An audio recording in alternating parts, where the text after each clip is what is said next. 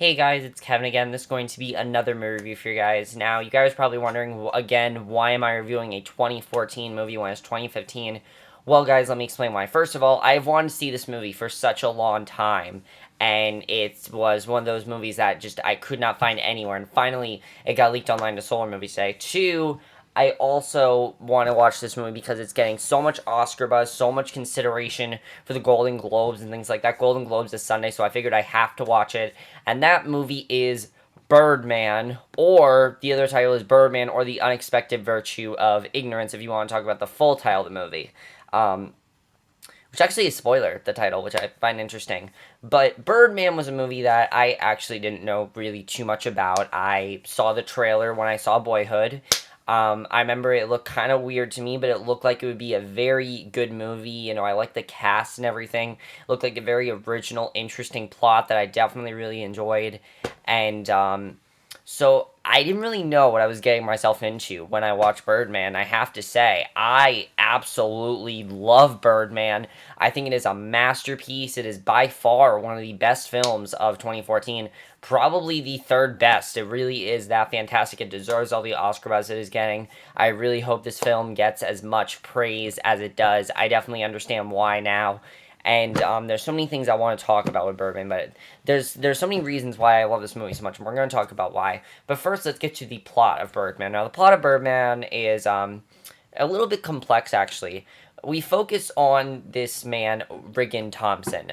He once was a very successful Hollywood actor, and he's very famous for playing the superhero Birdman in, like big action movies. Picture Birdman as someone like Batman, picture Birdman as like Spider-Man or any of those kind of like Marvel movies. That's what Riggin was famous for. And he kind of is obsessed with this character Birdman, and he even imagines himself, performing these small, I think, acts of levitating and telekinesis and things like that. It's very weird, definitely. The movie is very weird, I will say that. But it's also about him trying to be the best kind of, the best person, basically trying to be, like the best father, the best husband, the best playwright. He's trying to do those things. He wants to be a good, he wants to be a good husband to his ex-wife. He wants to be a good father to his daughter, even if they don't really want him in their lives right now. And it's kind of him struggling with one, trying to put on the show, but also just trying to get his life back to her, because his life is honestly a mess. And as the movie goes on, you do realize how much of a mess his life really is. And that's one of the things I love about Birdman, is that it really is a movie that's about life. That's what Birdman's about. It's about life. It's not about one specific thing. Birdman is about life, and I'm going to explain why when we get to my analysis. But first, let's get to what I love about this movie, which is the acting. With the acting in this movie is just so, so good, and the acting is really what makes this movie so fantastic. I love the acting. Now, I will say one thing about this movie, definitely. I was definitely looking forward to the theater aspect of this movie, because you guys know I'm really into theater. And if you guys are like me and you're into theater, honestly, this movie will make you realize why you love theater so much. But it also shows you how frustrating sometimes it can be to just put on the damn show, because there's so many changes and things like that. And I think the movie portrayed that very, very well. Very good stuff there, and I give the movie props for doing that, especially because it's not a musical movie or anything. So I give the movie props for doing that. Now, the acting in this movie is overall out. Every single person in this movie is giving an amazing performance. But first of all, we have to talk about Michael Keaton, who, this is the performance of Michael Keaton's career. If he does not win an Oscar for this role, I don't know what's gonna happen, because he better win the Oscar for Best Actor for this movie. He was absolutely fantastic in this film, because we all can relate to his character. He really wants to put this show together. He really wants to be there for his daughter. He wants to be there for his family, but he has a lot going on, definitely. He definitely has a lot of obsessions with Birdman, and there's a lot going on in his life that he really wants to happen. And I think he did a great job as Regan Thompson. He had some very good dialogue. He was also very funny at times, too. I definitely really liked that about his character. Definitely, you can also see how dedicated he is. You can see how much he misses being Birdman. Um, some of the best sequences in this movie are honestly his fantasy sequences with Birdman, because when he plays Birdman, Birdman's kind of like his conscience, basically, and it's kind of interesting to see as the movie goes on. It's like, why is he imagining Birdman so much? You figure it out more and more as the movie goes on, but it's definitely very interesting. I think it's something that the movie portrayed very well. Now, Zach Galifianakis plays Jake, and I'm not usually a huge fan of Zach Galifianakis. Like, I don't find him, like, hysterically funny. I think he's good, but he was really, really good in this film. You know, he's the guy that really, he's very funny at points, actually. He wants this show to go together perfectly. He really wants a great show. He wants everything to be perfect. And, well, actually, no. Regan's the one that wants to be perfect. Jake's like, oh, don't worry about it. It's just a show. It's just previews. That's what previews are for and things like that. And, I mean, he really was trying to tell him, look, it's not as big as a deal as you think it is. But Regan thought of it as a huge deal. And I think the bonding between the two of them is honestly one of the best parts of the movie. Edward Norton gives one of the best performances he's given in a very long time. I don't think I've seen Edward Norton give a very good performance in a while, and he gives an amazing performance in this movie. He kind of plays the Broadway actor who is very experienced. He knows what he's doing, and he kind of clashes with Regan because Regan doesn't really want to deal with him. He's kind of upset about dealing because there's other stuff that ends up happening with Mike that we'll talk about when we get to the spoilers. But I thought that all the fight scenes with them, they were amazing. They had some great scenes together. Edward Norton was great, and I definitely really enjoyed his character. Andrea Riseborough was also very good as Laura, Regan's girlfriend and an actress. And I definitely want to talk about Emma Stone in this movie, who her character was absolutely fantastic. Her character is basically Regan's daughter. She is a recovering drug addict, and you can see that he wants to be there for her. But she gives him this great speech, and she's not in the movie a lot. She's not in the movie as much as you think, but she gives him this great speech in the movie, and she just portrayed it perfectly. You could really feel for her character, and I just thought Emma Stone, honestly, probably the best performance I've seen from her. Really, she gave an amazing performance in this movie, and she was just great. Naomi Watts was also great in this film. Merritt Weaver was great. Every single person in this movie was absolutely fantastic. Nobody gave a bad performance. Now we have to talk about the directing here by Alejandro Gonzalez. Inarritu, I think that's how you pronounce it. Inarritu. I don't know how you pronounce it, but he did an amazing job directing this movie because he set the tone perfectly. This movie, I will admit, is very weird. It's very artsy. And it's really one of those movies that really it's all about art. It's a lot about art. It really makes you think about a lot of things, and I think his directing was pretty much spot on the entire movie. He really said it perfectly. He did a great job directing this movie. I never lost focus. He did a great job, and I thought he just did a tremendous job directing this movie. Great job. The screenplay of this movie was honestly probably the best screenplay of the year. Probably the best screenplay. I don't know if I can't figure out if this or Gone Girl was a better screenplay, but this is definitely one of the best screenplays of the year. The dialogue is so good in this movie. The dialogue is so funny at times. Some of my favorite scenes were when we saw them acting out the actual play. I like seeing that. I think it was very well done, and I definitely really like seeing that. I also love the conversations that Regan would have with Birdman. Those are some other really good screenplay stuff. And all the best scenes really come from the screenplay. So the screenplay is absolutely fantastic and definitely a great screenplay. The score to this movie, we have to talk about the score. I love the score to this movie because the score of this movie is essentially two different types of scores. When the Birdman part of the movie comes in, it's this like epic score and everything. When that part of the score comes on, it's just amazing to listen to. When you hear that score for Birdman, it's epic. When you see Birdman and you hear that score, it's amazing. But all the jazz music they had when it was the regular times was also very, very good, and it really worked perfectly for the movie. Because of how scattered the movie is at times, how weird the movie is. The jazz music really worked very, very well, and I thought they did a very good job of having the jazz music in the movie. The cinematography in this movie. Oh my god, the cinematography is so good in this movie. I love the cinematography so much.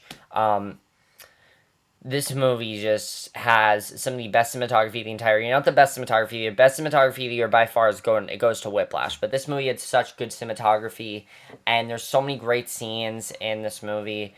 with the cinematography and just wow, such great cinematography.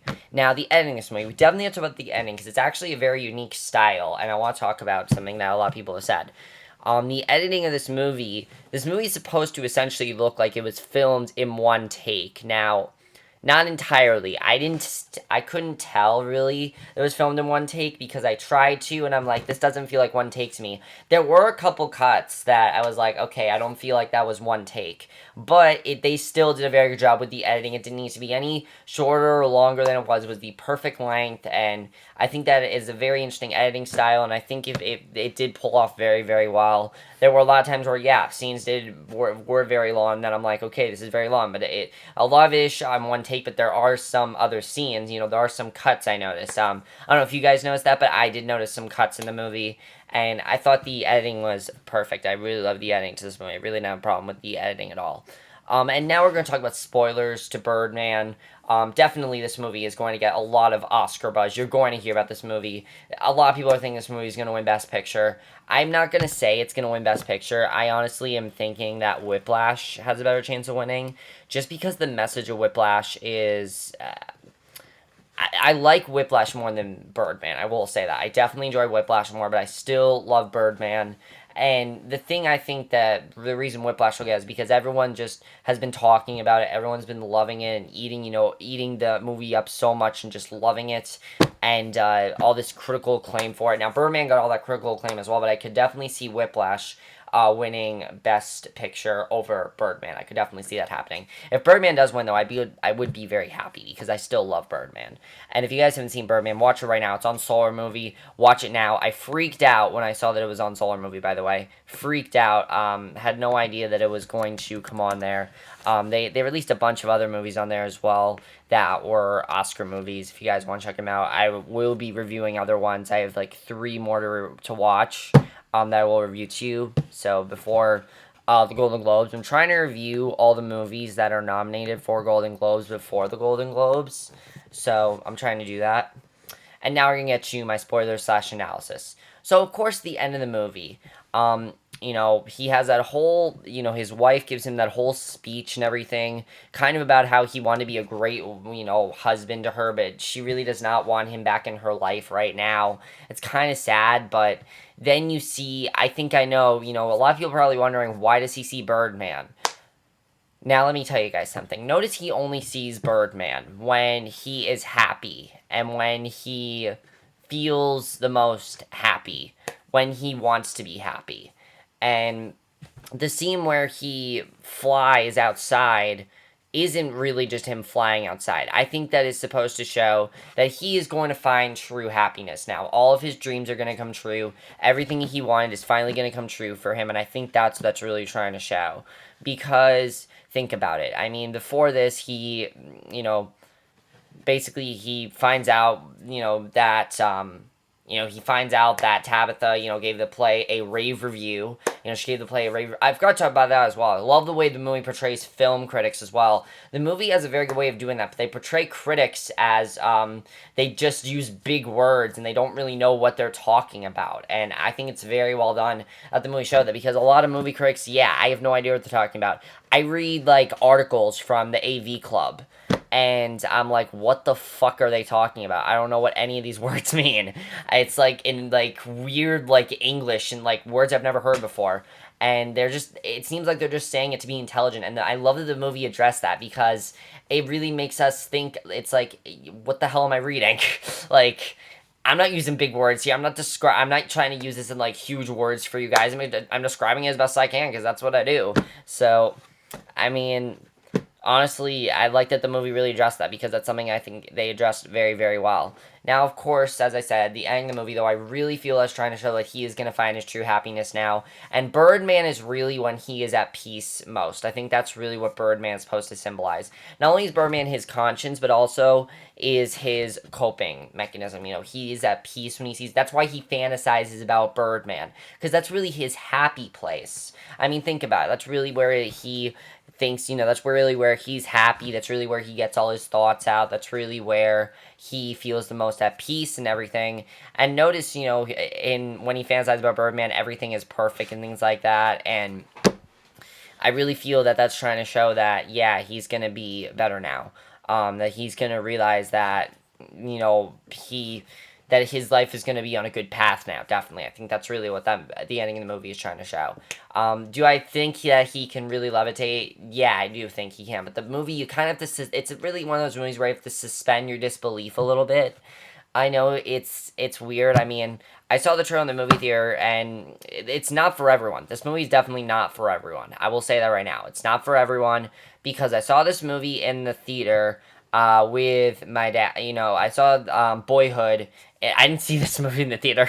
I saw Boyhood in the theaters. You know, I saw the preview, and you know, me and my parents were there and everything. We saw the trailer for Birdman, and my dad's like, "That looks weird." I mean, it definitely is something that I could understand if you guys think the movie's too weird for you or you're too weirded out by it. But if you're a true film enthusiast or you love theater or you just want to watch movies about life and someone going through life or you like sort of like artsy films, I wouldn't say it's like artsy fartsy. I wouldn't say it's like that. I'd say it's a really good art film, really. That's really what it is. It's a great movie about art. It's a great movie about life. It's a great movie about you know, basically getting your life on a good path and getting back to the path you want to be on. And I just think they portrayed everything very, very well. I definitely really loved Birdman. It's also very funny at points. I found myself laughing a lot to this movie. I don't know if it's the funniest movie or whatever, but I think it definitely had a lot of very funny moments I definitely really enjoyed. And that's basically it for my review, Birdman. Overall, guys, I am so happy I finally could see this movie. Definitely check it out now. I will definitely give this movie 5 out of 5 stars. Of course, link to my Letterboxd stream in the description below. And I'll see you guys in my next video. Which, guys, my next video? American Horror Story returns tonight. I just hope it's good. I hope it's good. I hope the Neil Patrick Harris can save the show. I don't know at this point, but we'll see. I'll see you guys in the next video, which will be my review for tonight's episode of American Horror Story Freak Show. So I'll see you guys for that. Okay. And I'm watching Empire, by the way, guys. I am watching Empire, but I'm probably not going to watch it till after American Horror Story. So I probably won't put it on my review till tomorrow. So you guys will get my review for that tomorrow, but I'll see you guys in my next video, which will be my review for tonight's episode of American Horror Story Freak Show. So I'll see you guys for that. Okay, bye.